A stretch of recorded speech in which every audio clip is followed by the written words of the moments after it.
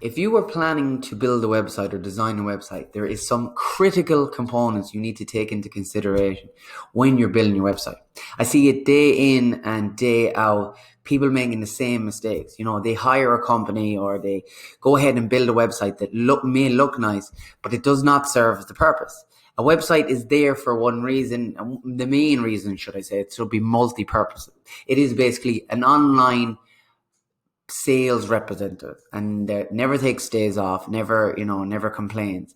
And the idea is to influence people to buy or to take a decision that you want them to do.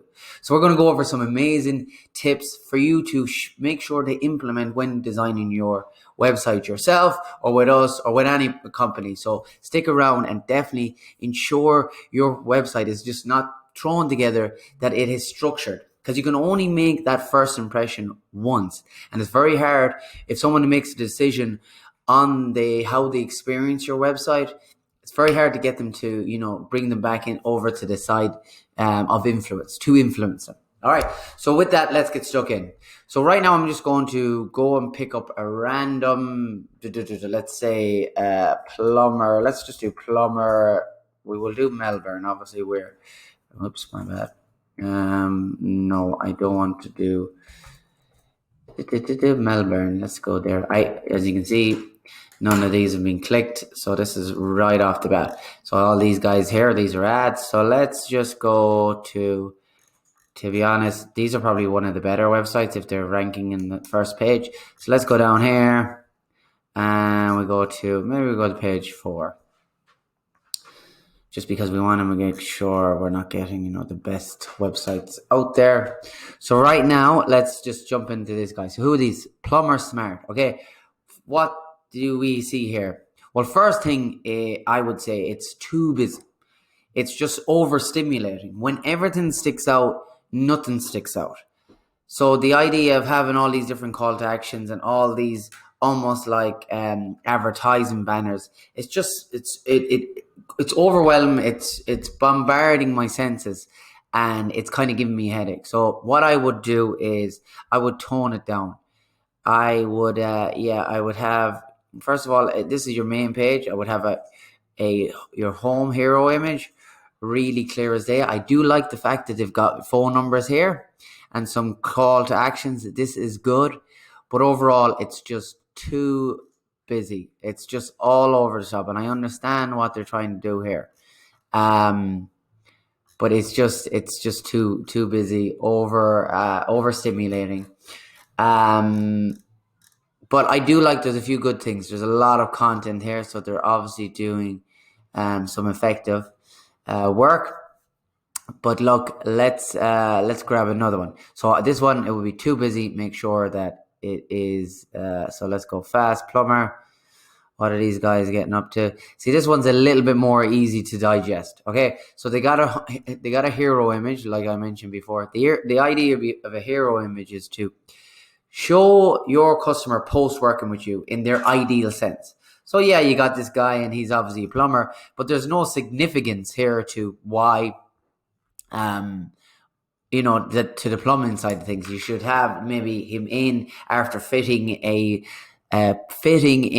a bathroom with a big happy client with massive smiles. That would be better. Now, all you got this dead space, I would have a call to action.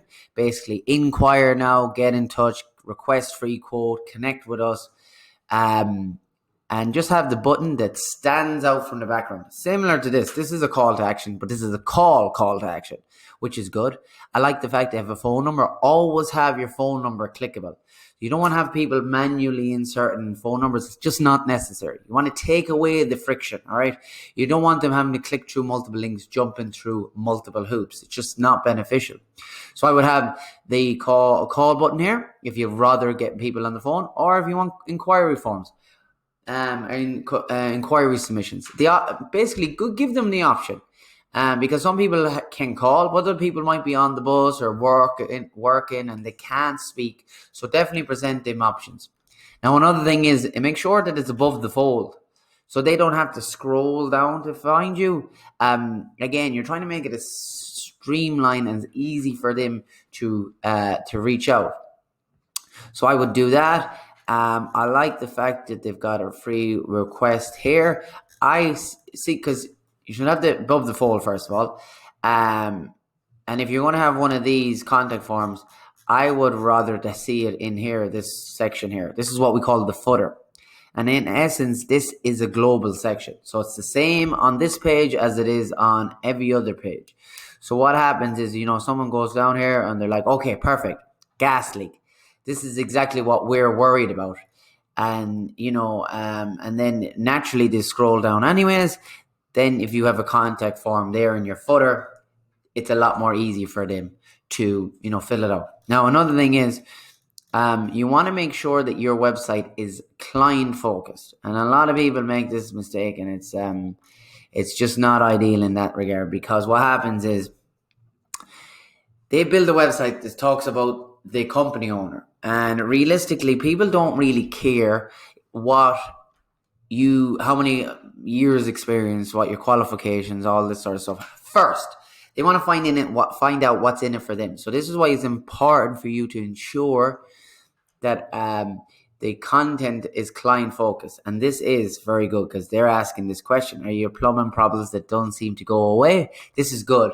This is good copy, because what happens is they're asking a question. When you ask a question, it's called transferring the idea. So for them to answer the question, they have to internalize. And when they internalize, then they connect with it. You can connect with them emotionally, because people buy through emotion. It's the amygdala side of the brain. So we need to connect with them. So this is why it's important to be client focused and not suffer from what we consider about us syndrome. When it's all about us. So we have about 3-to-1 policy, 3 yous to 1 me, kind of, in terms of, the copy. So yeah, we want to make sure basically the copy is designed to get people to resonate. If you can address their pain points or their current concern or current situation and get them to the point where they're leaning up, reading, engaged in your content and resonating with your message, it is extremely powerful and beneficial, and it's easy to motivate them. So when they've realized, okay, these people understand exactly what we're going through, then what you want to do is mirror those pain points or concerns with the proposed solution, the solution that you have. And then to tie it in, if you can position you as the bridge or your company as the bridge to get from point A to point B. Very, very powerful stuff. So what else? These guys are actually really pretty decent websites. But I notice up here, they've got no pixel. So what is a pixel? Real quick. A pixel is basically a tracking code. Have you ever gone to, a website and all of a sudden you're on Facebook or Instagram or YouTube or wherever, and then you're seeing these ads show up?